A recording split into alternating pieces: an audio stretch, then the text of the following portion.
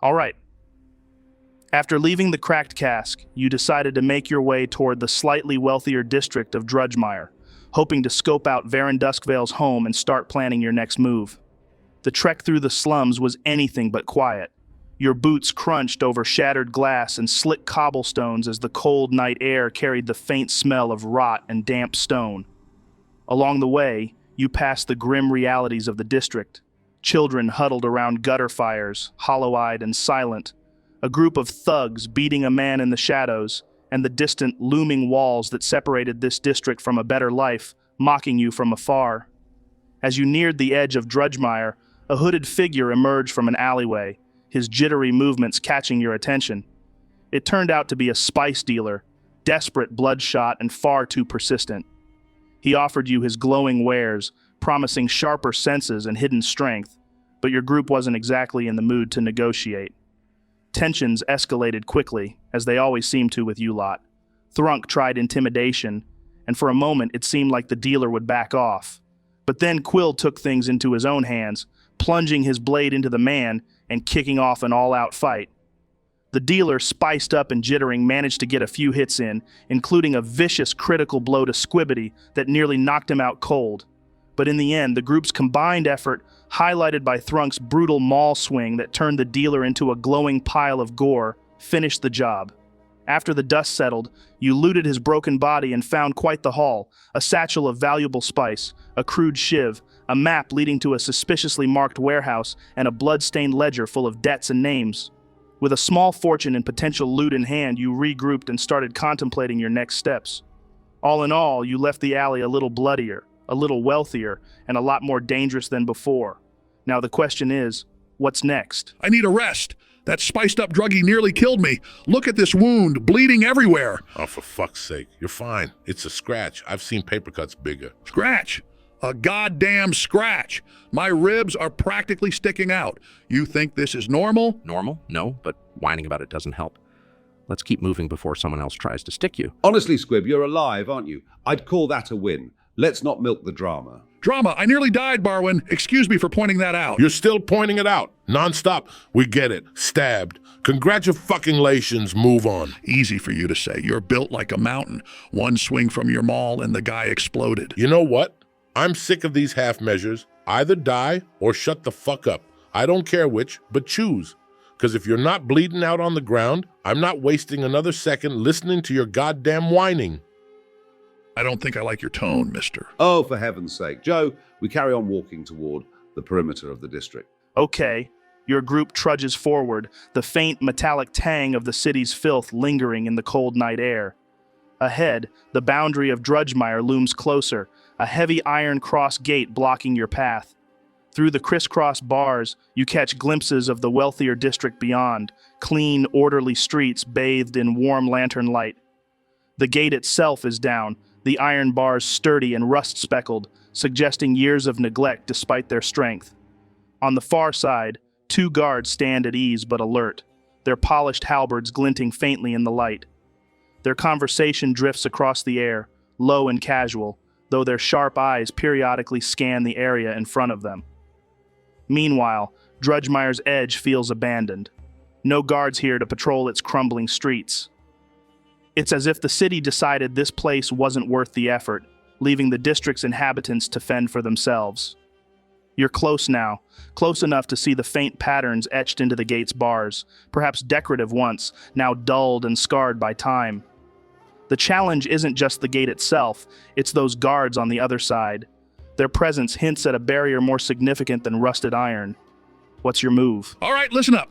I've got the perfect plan. I'll talk to the guards. I'm persuasive, I've got charisma. Trust me, they'll be putty in my hands. Squibbity, with all due respect, your persuasion usually involves shouting and flailing about like an unhinged lizard. I think it's best if I handle this. I'm, let's say, refined in these matters. Oh, refined, are you? Big words, Barwin, but have you considered that I can read people? Really read them, those guards? They're bored. I'll play to that, entertain them a little, maybe even spin a story. Next thing you know, gates open. Nah, you're sitting this one out. Barwin's doing it. Come on, Thrunk, let them both have a shot. I mean, it's not like we're sneaking into a castle. A little friendly competition might be good for morale. Morale? The only morale boost I need is not hearing Squib run his mouth while Barwin gets us through that gate. You think the guards want to deal with his bullshit? Well, I can't say I'm surprised by the vote of confidence. Squibbity, I suggest you take a lesson in humility and... Lesson in humility? I'll have you know I've talked my way out of worse situations than this. Hell, I could talk circles around those guards. Look, Thrunk, why not let them both try? Barwin can smooth talk, and Squib can provide a distraction, if nothing else. Worst case, the guards laugh them off, and we're no worse for wear. Fine, whatever. Let the lizard embarrass himself. But Barwin, you're in charge. Squib screws it up. I'm holding you responsible. I'll ensure everything goes smoothly. Squibbity, try not to trip over your ego while I do the talking. Big talk for someone who's going to get upstaged by a lizard. Watch and learn, Barwin. Watch and learn. All right. So are both of you approaching the gate? Yes. You're damn right. You both stride up toward the gate, the guards ahead chatting casually, their backs to you. They don't even acknowledge your approach until you're within about 10 feet, just close enough for them to hear Squibbity's mouth breathing. I don't mouth breathe. As I was saying, they hear Squibbity's loud, wheezing breaths and turn to face you. One guard, a burly man with a thick mustache, immediately grimaces as though you just let one rip in his direction. Oi, shoo! Go on, get! No loitering and no begging. Bloody scum. The second guard doesn't say a word, just crosses his arms and stares at you like you're an unpleasant stain on his boots. Good evening, gentlemen. A pleasure to meet such diligent keepers of the peace. My company and I are here on urgent business for Verin Dusk Vale. Yes, the Verin Dusk Vale. You're aware of his stature in certain circles, I presume. The mustached guard squints at you, tilting his head slightly. Verin Duskvale, huh? And what's this urgent business he sent you on at this hour? It's classified. Top priority. Can't speak about it in the open. It's dangerous enough just standing here. What my overzealous friend here is trying to say is that we're delivering a particularly sensitive item on Verin's behalf. You understand, discretion is paramount. The second guard narrows his eyes, crossing his arms. And what exactly is this sensitive item? Let's just say, if it doesn't get to the right hands in time, things could get explosive. You ever see an entire district go up in flames? No?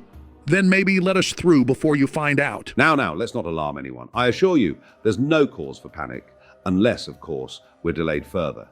Verin does have a certain reputation for holding others accountable. I'm sure you wouldn't want to disappoint someone of his stature. Actually, he's a bit of a cunt, always sending lackeys like you to do his dirty work. So you're saying whatever you're carrying could, blow up this whole district? Not could, my friend. Will. It's unstable, volatile. Honestly, I'm surprised it hasn't gone off already. This whole place could be reduced to rubble in seconds. What the hell are you doing? You've ruined the whole direction of this. Nah, just watch.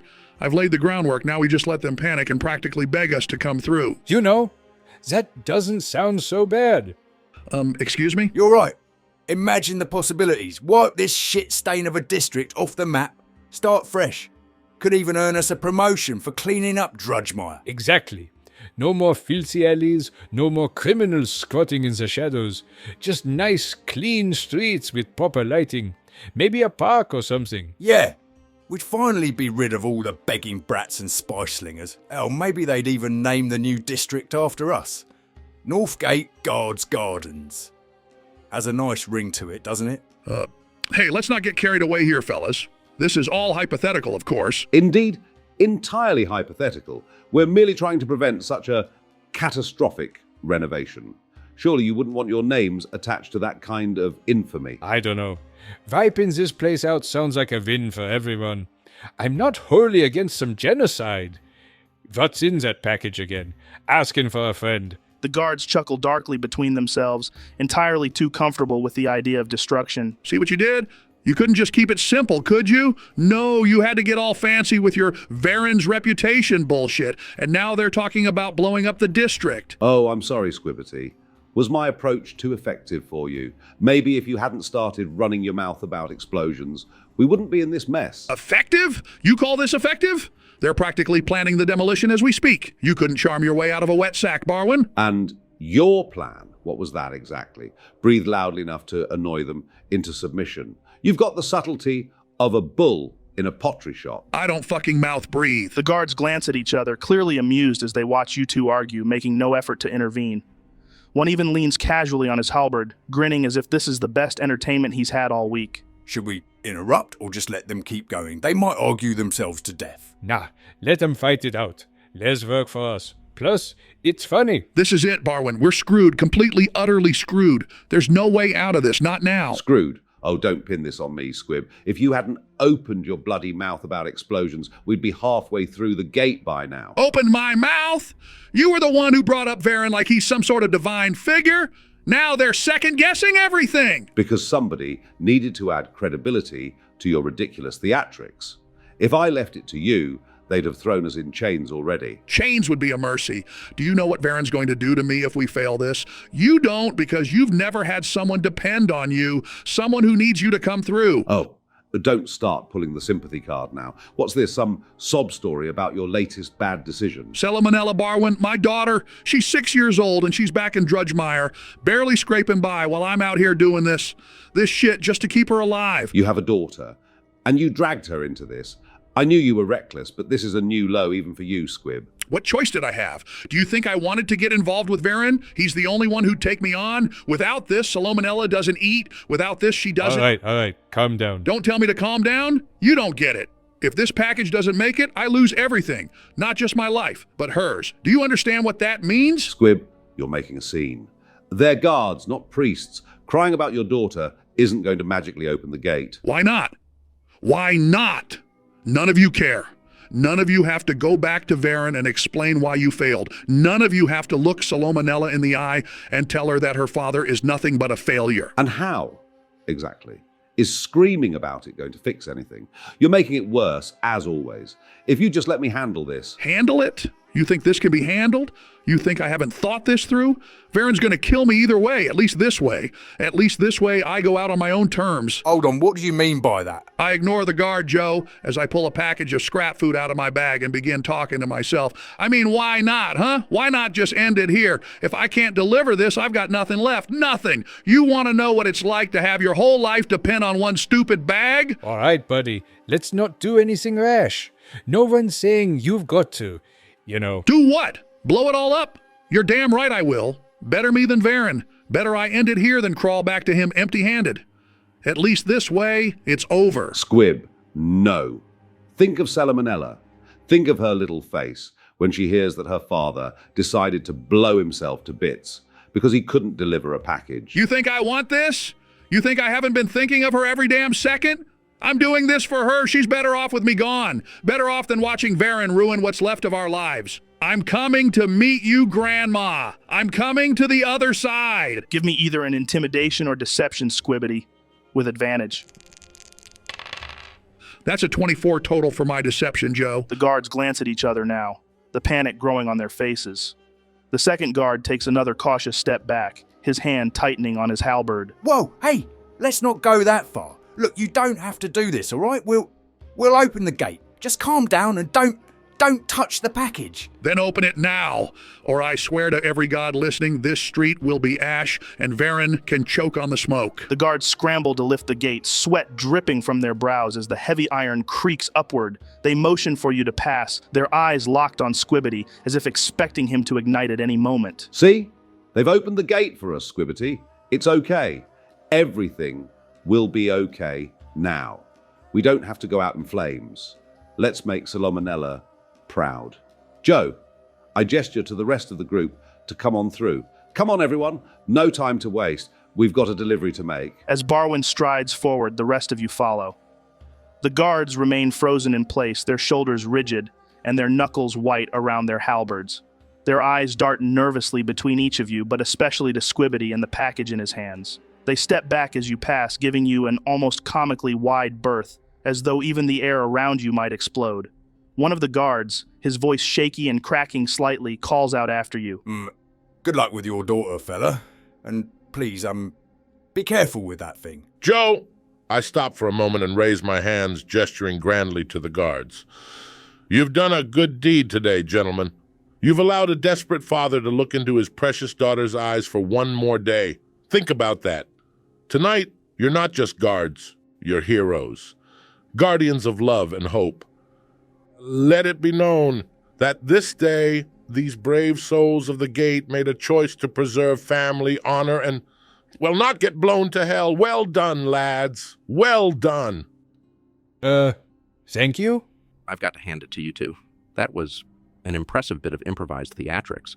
Deception by sheer volume and emotion. Borderline genius, really. Squibbity's desperation.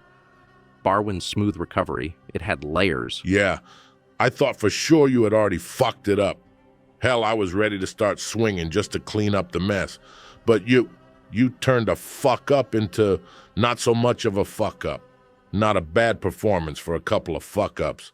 In fact, I'd say it was almost poetic, like watching a flaming cart not crash into a building. Gee, thanks, Thrunk. Yeah, well, next time, just don't fuck it up to begin with. Save us all the drama. All right, Joe, I want to start scouting this area from where the tabaxi told us the house would be. Do I see anything that matches the description? Roll an investigation check. That's a 17. It takes you a solid 45 minutes. This district is sprawling, like a drunk spider wove it together, with twisting alleys and streets that seem to double back on themselves for no good reason. You weave past well-lit storefronts and shadowy courtyards, ducking through tight alleyways that stink of stale ale and desperation. Lanterns flicker above you, casting faint pools of light, and every now and then the sound of a distant laugh or a barking dog echoes off the walls. But you catch a break. Luckily for you, the house you're looking for seems to sit on the outer rim of the district. The streets open up slightly as you approach the edge, and before long, there it is. A two-story house with a distinct row of arched windows on the second floor, just like the tabaxi described. A wrought iron fence surrounds the property, its gate slightly ajar, and a faint, warm glow spills from one of the upper windows. Okay, interesting. And am I sure that this is the house? Well, it matches what you were told. The arched windows, the fence, even the faint glow upstairs.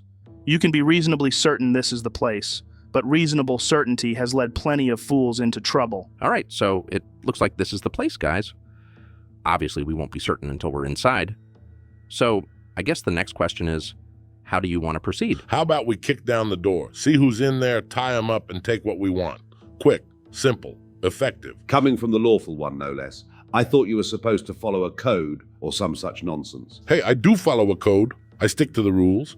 I stick to my rules. And what exactly are your rules, Thrunk? Keep talking to me with that level of attitude, Squibbity, and you'll find out. I'm going to go ahead and say that we don't kick down the door, but the tying up business, that's definitely the move if anyone's inside. Killing, as far as I'm concerned, is always acceptable, but it's usually best avoided. Too messy.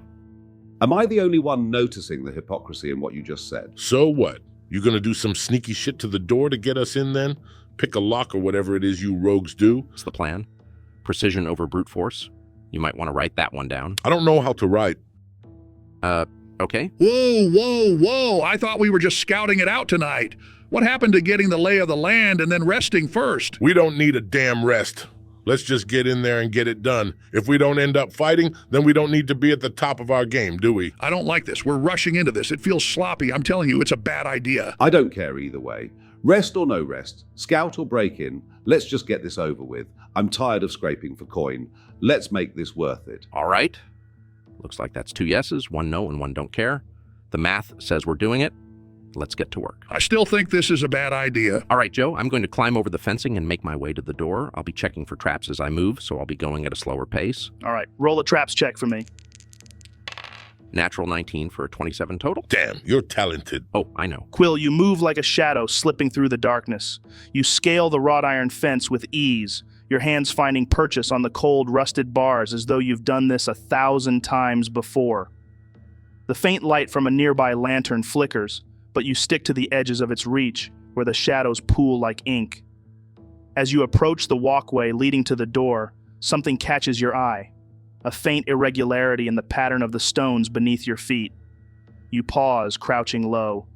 The stones here seem just a fraction off kilter, the edges cleaner, the alignment too deliberate. You brush your fingers over the surface, feeling the tiniest give beneath the weight of your touch, a pressure mechanism, subtle but unmistakable. With practiced precision, you reach for your tools, a few deft movements, a twist here, a nudge there, and the mechanism is rendered harmless.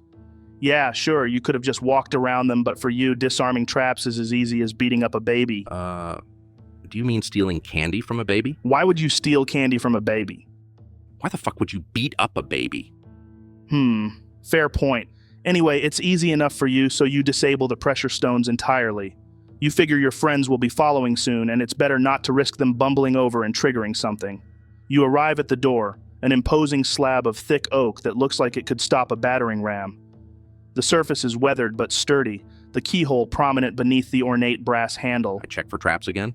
Don't want any surprises. Give me another check. That's a 23. You run your fingers lightly along the edges of the frame, pressing gently at the joints and hinges. A careful twist of your wrist with a thin wire inserted into the keyhole reveals nothing unusual. The door is clean, not trapped, just locked. All right, I wave the guys over and get to work on this lock. Cool, give me a thieves' tools check, man. Natural 20 for a 28 total. Damn, this guy's a smooth criminal. Hey, Jamie, don't do that, man. You'll get me copyright struck. Anyway, Quill, your tools glide into the lock like a painter's brush across a canvas. The tumblers shift and click under your expert touch, each one falling into place with an almost musical precision. It's not a challenge, it's a dance, and you're leading. With one final twist, the lock gives a soft, satisfying click.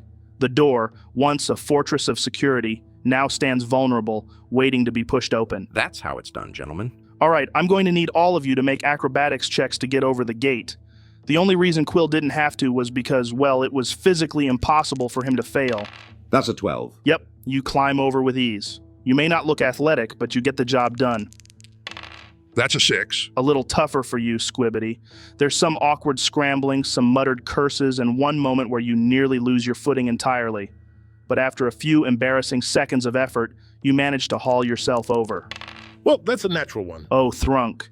You approach the gate with all the confidence of a bull about to charge, but the reality is something far less dignified. As your massive hands grip the top of the wrought iron bars, you hoist yourself up, the metal groaning slightly under your weight.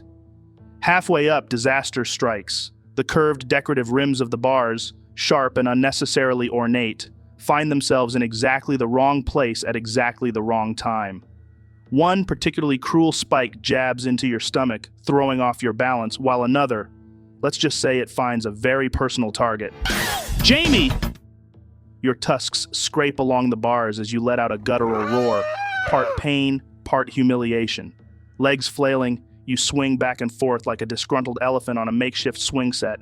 The gate creaks ominously beneath you, the metal protesting against your bulk, as if trying to decide whether to hold or collapse entirely. For a moment, you're completely stuck. The spike pressing into your groin has you locked in place, and every attempt to wriggle free only makes the situation worse. The others look on, somewhere between horror and barely contained laughter. Get me the fuck down from here, now! Don't just stand there gawking like a bunch of idiots. Help me! I'm not kidding. I'll start swinging if one of you doesn't move your ass. You know, Thrunk, you actually look kind of majestic up there, like a grand statue. A symbol of perseverance and poor decision-making. Oh, shut the fuck up. Talking about majestic. I'm stuck on a goddamn spike, Squibbity. Do something. Were those noises a pleasure? Because if I didn't know any better, I'd say you're enjoying yourself. No, I was taking the piss out of your umming. Well, that's no way to talk to a friend. I'm not your... Yes, you were saying, please continue. One of you, I don't care who, get me down from here. Now. So here's the thing, Thrunk. I will get you down, but only if you say pretty please, with a nice little thank you afterward. Maybe a compliment too. You've been very mean to me lately. You want me to say pretty please? I'll give you a pretty please when I'm done turning your lizard ass into a puddle. To be fair, Thrunk Squibbity does have a point. You've been riding him pretty hard. Maybe this is your moment to bond. A real team-building exercise. I agree. This is long overdue. I, for one, am enjoying the rare sight of Squibbity having the upper hand. You're all just gonna stand there? Really? While I'm dangling like some kind of piñata for the gods' amusement? Not just standing here, I'm admiring the view. And honestly, I think the others are right. It's good for you to let go of some pride. So say the magic words, big guy. All right, fine. Pretty please. Now get me the hell down before I lose my mind. I go get him down, Joe. Squibbity, you saunter up to Thrunk, your grin wide and insufferably smug, the kind of look that could provoke a saint. The iron bars groan under the weight of Thrunk's bulk as you tug at them, your effort more theatrical than effective. After a moment, with a final exaggerated pull, Thrunk wrenches himself free, landing on the ground with a heavy thud. There you go, Thrunky boy. Was that so hard? Through gritted teeth, my voice mutters, Gusfraba, Gusfraba. I lower my fist, forcing the tension out of my jaw as I step back, still glaring. All right, let's proceed. I might cry. That was beautiful. Keep it up, and my growth's gonna involve one of you in a ditch. Raising a finger to my lips, I gesture sharply to the group. All right, shut the hell up, all of you. We've already made far too much noise as it is, and frankly, I'm amazed nobody's heard us yet. But listen, once this door opens, it's game on. There's gonna be a lot more noise projected inside, so keep it together and shh. I wait until I'm absolutely certain the message has landed, glaring at each of them for good measure. Satisfied, I reach for the door handle. All right, here we go. Quill, you wrap your fingers around the cold brass handle, the creak of old oak reverberating louder than it should in the night's quiet. You push it open slowly, inch by painstaking inch, the thick door groaning like it hasn't been moved in years. And then, out of nowhere, a sound shatters the silence. Barking, loud, relentless, vicious barking echoing through the open space like the bellow of a hound from hell. It's coming right for you. The sound of claws skittering on wood grows louder and louder, and whatever it is, it's closing fast. What the fuck is that? A demon dog? Joe, whatever it is, I boot it. You do what? You heard me. I boot it. Roll the dice, Joe. Well, I'm not the one rolling, it would be you. You know what, fine. Roll an attack. That's a 17. An unarmed damage? 5 points. Thrunk, your massive elephant foot rears back like a trebuchet loaded with divine fury. The barking grows louder, the scrabbling claws just feet away, but you show no hesitation. With a mighty swing, your foot connects with the creature, a furry blur in the dim light. The crack of contact is deafening, and the small dog, a Shih Tzu as it turns out, is launched into the night like a poorly aimed firework. It soars a full 60 feet across the lawn, tumbling end over end before finally landing in the damp grass with a faint thud. The barking stops instantly, leaving an eerie silence in its wake. Is it moving? I hope so. I hope not. The Shih Tzu lies still, its fate uncertain in the dim light. Dead? Unconscious? Either way, it is no longer barking. For now. You just kicked someone's dog. Yeah, and I'd do it again. Okay. Well, we're learning a lot about each other. Is there any noise coming from inside the house? Since Thrunk potentially killed the dog? No. Whatever chaos might have erupted seems to have been cut short by your unconventional approach to problem solving. The house is completely silent now, save for the faint creak of the door swaying in the breeze. Gods, I hope this is the right house. It doesn't really make the situation any better, though, does it? You step over the threshold, leaving the faint moonlight of the garden behind as the darkness of the house envelops you. No lights are on. The entryway is narrow, its walls lined with faded wallpaper that peels at the edges like tired skin. A staircase looms to your left, its banister carved but worn, leading upward into deeper shadows.